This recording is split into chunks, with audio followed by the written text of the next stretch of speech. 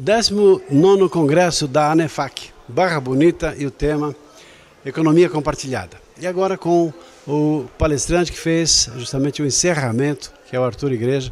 Temos o prazer de conversar com ele. Vai nos falar um pouquinho, de uma forma bem resumida, sobre a abordagem que ele fez, que foi sobre assim, as tecnologias, o envolvimento, ou seja, o futuro, uma visão atual, mas em termos de perspectiva de futuro, tendo em vista as mudanças tão significativas que vemos em nosso mundo, notadamente em função do próprio avanço da tecnologia. Então, Arthur Igreja, seja muito bem-vindo ao nosso programa Comunicação Executiva. Prazer em falar com você.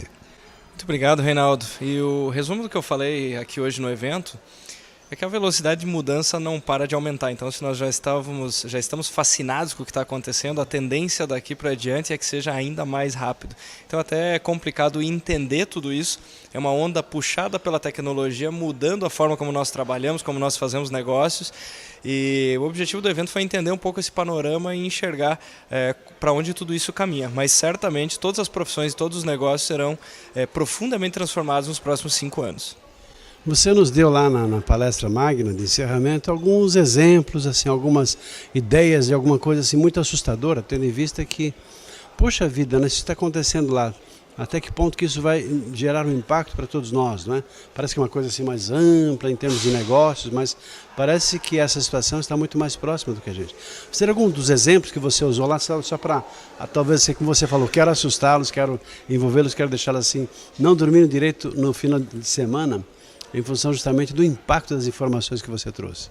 O objetivo é instigar, exatamente. Bom, um exemplo é a nossa própria gravação aqui. Então veja que toda a estrutura que era demandada de um canal de TV, toda uma equipe e mesmo a forma de disseminar esse conteúdo, de fazer essa produção de conteúdo, era uma coisa que há 30 anos seria inimaginável, poder atingir milhares, milhões de pessoas com um equipamento leve, rapidamente produzido, editado e colocado para milhares de pessoas. Então esse nosso momento já é um grande exemplo de economia sendo transformada pela tecnologia. Isso aqui seria impossível há 20 anos atrás.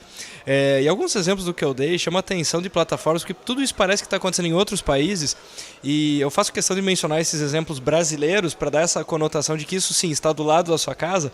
Eu citei uma plataforma, por exemplo, a Roupateca de São Paulo, onde as pessoas assinam planos como Netflix, como Spotify, mas de roupas. Então, quer dizer, a maior parte das nossas roupas estão lá paradas, tem toda essa economia da ociosidade, e a tecnologia está fazendo com que o consumidor possa ter um consumo mais inteligente e mais acessível, e as empresas consigam usar melhor, conectar melhor essa ociosidade. Então, nós podemos falar da Roupateca, e um dos exemplos que eu usei aqui, até uma plataforma, que é a pessoa chamada Leftover, que as pessoas que têm comida que ela não vai consumir nos próximos 1 ou 2 dias, ela consegue conectar isso com pessoas que estão precisando de alimentos.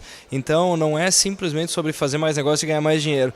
Me chama muito a atenção também esse impacto social que nós conseguimos causar por essa conexão. Eu cito aqui o exemplo então do tamanho de desperdício que nós temos de comida, né? É verdade. E olha, esse foi um dos pontos assim, que chocou bastante as pessoas. Nossa, a tecnologia sendo feita em função até de fazer um serviço social, fazendo alguma coisa. E como você falou assim com economistas da própria associação, e assim, profissionais de finanças, contabilidade e administração, e assim, dentro dessa estrutura da economia compartilhada, qual a sua visão, a sua percepção em relação justamente a essa visão para esses profissionais? Porque são pessoas tradicionalmente, os contadores, os administradores mais cartesianos, uma visão mais, não limitadas, mas assim, focadas dentro do seu trabalho, de oferecer um trabalho bem limitado em relação a aspectos da legislação e aspectos da própria contabilidade. Mas de repente vem assim com uma bomba, falando assim, calma, tudo que está acontecendo, esteja preparado para a informação que eu vou te dar. Tudo isso deixa de existir dessa forma, nessa configuração. Então isso parece assim uma coisa totalmente diferente em relação ao que vem pela frente. Para esses profissionais, tendo em vista o objetivo do nosso trabalho aqui da ANEFAC, como é que você vê esse impacto todo nesse sentido? Bom, num primeiro momento, eu concordo contigo, soa como uma hecatombe, né? Parece uma grande bomba que estoura no meio da sala. Mas tem alguns estudos, é importante colocar isso em perspectiva, tá? Então tem alguns estudos aí já mostrando impactos das ondas de tecnologia em mais de 140 anos. E um comportamento que se repete é o seguinte: a tecnologia ela eleva a linha de exigência. Então não é que ela faz os negócios desaparecer. Eles são transformados, mas o nível de exigência sobe. Então qual que é o recado para esses profissionais? para quem acha que está preparando a sua empresa ou se preparando profissionalmente para ter um determinado modus operandi nos próximos 10 anos, isso certamente não vai acontecer. Então, para que a pessoa não tenha uma surpresa desagradável de que uma tecnologia substituiu o que ela fazia, ela tem que ser um pouco mais protagonista. Por isso que é importante se conectar nesses temas. Então, primeiro, não vai desaparecer contador, não vai desaparecer administrador nunca, mas certamente eles vão fazer atividades diferentes. E na própria forma de fazer atividade, na economia, na contabilidade, nas finanças, eu também mencionei isso na palestra, conceitos que pareciam seculares estão sendo questionados. Um dos exemplos que eu dei é a valoração das startups, né? Essas empresas que chegam a valer mais de $1 bilhão. Eu citei o exemplo de uma que isso aconteceu em 8 meses. Então eu te pergunto, a métrica de valoração pressupõe ter 3 ou 5 exercícios passados para poder calcular. Era isso que o Beabá financeiro ensinava. Peraí, mas é uma empresa que nunca faturou, mas de outro lado ela vale bilhões. Então assim, essa transformação e esses grandes pontos de interrogação chegam em todas as áreas. Qual que é o recado aqui? É ter a capacidade de se adaptar, aprender e gostar de aprender e se transformar. É não ver a mudança como ameaça, mas ver como algo contínuo no tempo.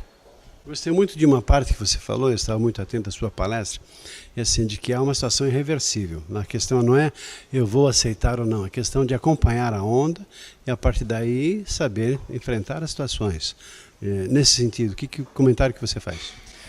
O que nós temos visto, tanto o ser humano ele é refratário à mudança por natureza. Então nós buscamos, nós estamos num determinado platô, nós enxergamos a mudança como temporal e o mais breve possível para tentar alcançar um outro platô. E o que eu sugiro é entender que o platô não existe mais. Então não entender que a mudança é uma época de transição. A transição é o platô. Então se você sente que o seu negócio, a sua forma de fazer as coisas está estável, tenha a convicção de que isso na verdade é temporário, mas a mudança está logo ali adiante. Então a forma, volto aqui na questão do conteúdo, comunicar pela internet e tudo mais, um jornalista que acaba virando um canal, que acaba sendo, esse é o veículo mais importante para ele, volto a dizer que isso era impensável. Então gostar disso, aprender que a mudança é algo muito constante e não ter esse comportamento refratário, eu acho que é o mais importante. É não se colocar como nostálgico, mas no meu tempo funcionava de tal maneira.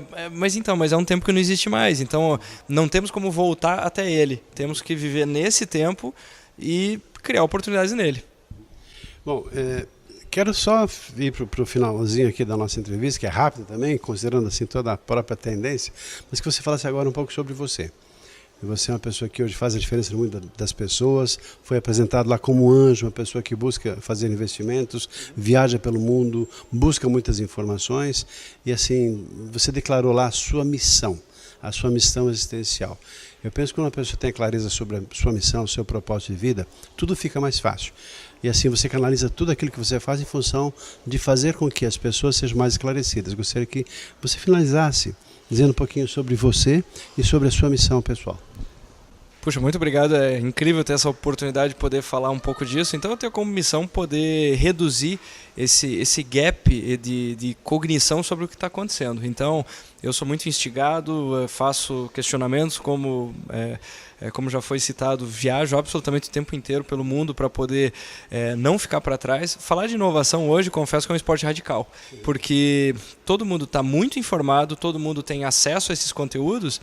Então eu falava que 5 minutos antes de entrar na palestra eu ainda estou checando se algumas informações mudaram, justamente para poder valorar o tempo da pessoa e honrar para que ela tenha as informações mais atualizadas. Por isso que eu vejo com muito ânimo e com muito entusiasmo tudo o que está acontecendo, de poder levar cada vez mais essa mensagem mais longe, para mais e mais pessoas. Então toda a formação que eu busquei, seja profissional ou acadêmica, para poder construir esse repertório, que nós não podemos perder de vista isso também. Por mais que o conteúdo seja extremamente acessível, se a pessoa não constrói um repertório e não se prepara, ela pouco terá para falar. Então foi algo que eu construí com bastante cuidado, continuo construindo, e a única certeza que eu tenho são as minhas dúvidas. Então eu espero continuar tendo cada vez mais dúvidas e poder provocar essas dúvidas nas pessoas. E caso você tenha esse interesse, queira conhecer um pouco mais sobre o trabalho do Arthur Igreja e queira contatá-lo, então peço que você deixe aqui Porque ele faz palestras, faz um trabalho, faz a mudança no mundo. Eu penso que o trabalho dele apenas começou. É jovem, tem muita coisa pela frente, está fazendo justamente essa conscientização das pessoas em relação ao que é reversível. Não tem como mudar todo um processo que está acontecendo de forma bastante impulsionada pela própria evolução da tecnologia. E não tem como a gente reverter um processo que está aí acontecendo, né, aos nossos olhos, diante das crianças, da evolução toda que está acontecendo no mundo. Então, Arthur, para finalizar, quero que você deixe uma palavrinha final sua, uma mensagem aqui para os nossos internautas e também deixar aí o seu contato, caso alguém queira te conhecer um pouquinho melhor, contratá-lo para uma palestra, enfim, ter um contato com você. Puxa, agradeço a oportunidade, obrigado. E é muito fácil de me encontrar, então arturigreja.com, Arthur com TH. Eu estou em todas as mídias sociais, então digitando no Google você me encontra muito facilmente, mas o site é o hub para tudo isso, onde você encontra conteúdos, enfim. No YouTube também, digitando Arthur Igreja, Inovação ou Economia Compartilhada, você encontra o meu canal. O principal recado é o seguinte, vou até aproveitar e usar uma frase aqui do fundador do Facebook, que é o Mark Zuckerberg, que ele fala o seguinte: em um tempo de mudanças muito velozes, a receita que certamente leva ao fracasso, a receita mais arriscada é não arriscar. A receita mais arriscada é não inovar.